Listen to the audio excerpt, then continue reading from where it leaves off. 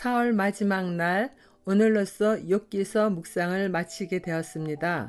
오늘 말씀은 욥기서 마지막 장인 42장 7절에서 17절 말씀으로 기쁘게 받으셨더라 말씀 묵상해 보겠습니다. 첫 번째, 명령하신 대로 행한 새 친구에 대해서 보겠습니다.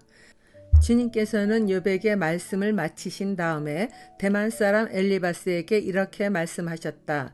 내가 너와 내 두 친구에게 분노한 것은 너희가 나를 두고 말을 할 때에 내 종 욥처럼 옳게 말하지 못하였기 때문이다.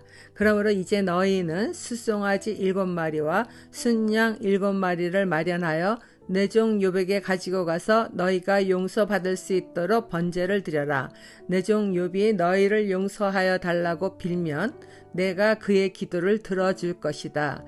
너희가 나를 두고 말을 할 때에 내 종 욥처럼 옳게 말하지 않고 어리석게 말하였지만 내가 그대로 갚지는 않을 것이다.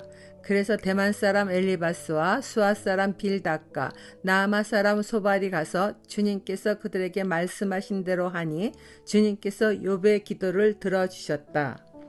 자신의 무지함을 깨닫고 진심으로 회개한 욥과 말씀을 마치신 하나님은 욥의 세 친구들에게 말씀하십니다.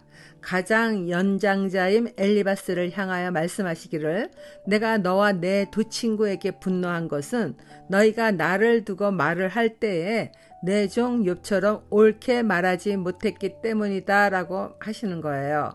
이와 같은 하나님의 말씀은 세 친구가 주장한 인과응보식으로 자기들의 좁은 신학적 논리로 무한하신 하나님을 멋대로 제안한 잘못입니다.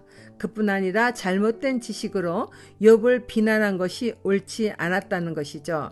욥의 고난은 죄의 결과가 아닌데도 친구들은 잘 알지도 못한 채 고통 가운데 있는 욥을 더 괴롭게 만들었으며 상처를 주었기에 하나님은 그 잘못에 대하여 번제를 드려 욥과 다시 화해를 할 수 있도록 시키십니다.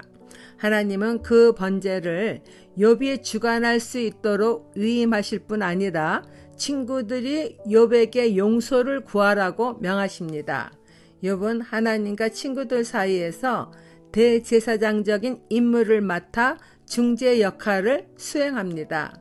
새 친구는 주께서 말씀하신 대로 번제물을 가지고 욥에게 용서를 구하니 주님께서 욥의 기도를 들어주십니다. 구약성경 곳곳에서 오실 메시아의 모형을 보여주듯이 욥의 고난과 그의 중재적 대제사장 역할도 앞으로 오실 그리스도의 모형을 예표하는 것입니다. 적용 질문입니다. 다른 사람의 죄에 대하여 애통하는 마음으로 그의 구원을 위하여 진심으로 기도하십니까? 두 번째, 갑절의 은혜로 회복시켜 주심에 대해서 보겠습니다. 욥이 주님께 자기 친구들을 용서해 달라고 기도를 드리고 난 다음에 주님께서 욥의 재산을 회복시켜 주셨는데 욥이 이전에 가졌던 모든 것보다 배나 더 돌려주셨다. 그러자 그의 모든 형제와 자매와 전부터 그를 아는 친구들이 다 그를 찾아와 그의 집에서 그와 함께 기뻐하면서 먹고 마셨다. 그들은 주님께서 그에게 내리신 그 모든 재앙을 생각하면서 그를 동정하기도 하고 또 위로하기도 하였다. 그러면서 그들은 저마다 그에게 돈을 주기도 하고 금반지를 끼워주기도 하였다. 욥이 대제사장의 역할로 친구들의 잘못을 용서해 달라는 번제를 드리고 난 뒤에는 주께서 욥의 재산을 모두 회복시켜 주셨습니다. 욥이 이전에 가졌던 모든 것보다 갑절로 돌려주셨습니다. 그러자 그의 모든 형제와 자매와 전부터 그를 아는 친구들이 다 그를 찾아와 그의 집에서 함께 기뻐하며 먹고 마셨습니다. 이들은 아마도 욥이 고난을 받고 있을 때에는 욥의 곁을 떠났던 사람인 듯 보입니다. 그러나 그들은 욥이 재앙을 겪던 시절을 생각하면서 그를 동정하기도 하고 위로해 주기도 하는 거예요.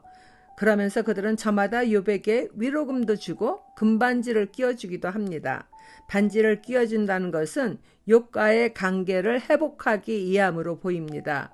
어쩌면 이들은 욥이 이전보다 더 큰 복을 받았다는 소식을 듣고 찾아온 이들로 진심으로 욥을 사랑하는 것보다는 아부하는 자들일 수도 있다고 생각이 됩니다. 그러나 욥은 이들을 그대로 모두 다 용납하여 받아들이고 함께 즐깁니다. 욥의 넉넉한 마음을 볼 수 있죠. 12절 말씀 보겠습니다. 주님께서 욥의 말년에 이전보다 더 많은 복을 주셔서 욥이 양을 14,000마리, 낙타를 6,000마리, 소를 1,000결이, 나귀를 1,000마리나 거느리게 하셨다. 그리고는 그는 아들 7과 딸 3을 낳았다. 첫째 딸은 여미마, 둘째 딸은 그시야, 셋째 딸은 게른 합북이라고 불렀다. 땅의 어디에서도 욥의 딸들처럼 아리따운 여자를 찾아볼 수 없었다. 더욱이 그들의 아버지는 오라비들에게 준 것과 똑같이 딸들에게도 유산을 물려주었다. 그 뒤에 욥은 140년을 살면서 그의 아들과 손자 4대를 보았다. 욥은 이렇게 오래 살다가 세상을 떠났다.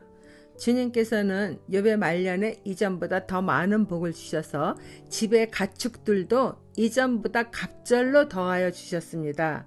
그리고 자녀들은 이전과 똑같이 아들 7에 딸 3을 주셨습니다. 특이한 점은 아들들의 이름은 기록되지 않았는데 딸들의 이름이 기록된 것입니다. 그리고 욥은 딸들에게도 아들들에게 준 것과 똑같이 유산을 물려주었습니다. 욥은 사랑하던 자녀들을 모두 잃어버린 아픔을 겪고 난 뒤에 다시 낳은 자녀들이 아들이나 딸이나 구별할 것 없이 귀한 존재임을 깨달은 것입니다.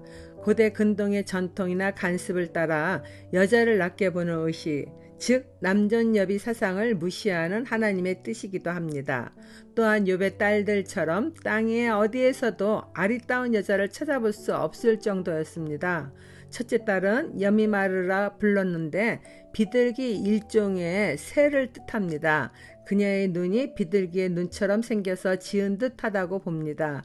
욥이 딸의 눈을 통하여서 고난의 밤이 지나고 형통한 빛을 보게 된 것을 상징하지 않았나 생각합니다.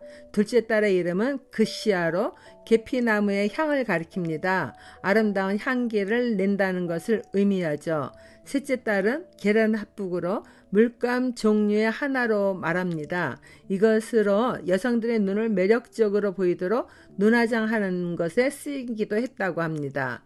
이와 같이 욥의 세 딸들은 각기 독특한 아름다움과 매력을 지녔다고 봅니다. 그리고 욥은 새로 아내를 맞이했다는 기록은 없는 것으로 보아 지인들과 다시 화평을 누리듯이 아내와도 화해를 한 것으로 보입니다. 욥의 의로운 성격을 또 한 번 보게 합니다. 욥은 그 뒤로 140년을 살면서 그의 아들과 손자 4대를 볼 정도로 오래 살다가 세상을 떠나갑니다. 고난이 잠시 지나간 뒤에 더 많은 세월을 복되게 살은 욥입니다. 적용 질문입니다. 나는 깨어진 관계에 대하여 죄인인 나를 용납하신 주님을 본받아 진정한 화해와 용서를 하십니까? 혹은 겉으로만 화해나 용서한 척 하지는 않습니까? 내가 만난 고난이 구속사를 이루기 위한 하나님의 섭리이심을 믿으십니까? 기도하겠습니다. 하나님 아버지, 욥이 자신에게 닥친 고난이 하나님의 섭리하심 속에 있었다는 사실을 깨닫기 전까지는 하나님의 통치에 문제가 있다며 역설하였듯이 저 또한 원치 않는 고난이 찾아올 때는 하나님의 섭리를 깨닫지 못하여 생각과 말로 무지한 죄를 짓기도 하였습니다. 그 고난이 나의 구속사를 위하여 반드시 내게 있어야 되는 것을 알지 못한 무지를 용서해 주시고 나의 구원을 위하여 주신 고난을 감사하는 믿음의 사람이 되겠습니다. 예수님 이름으로 기도드립니다. 아멘.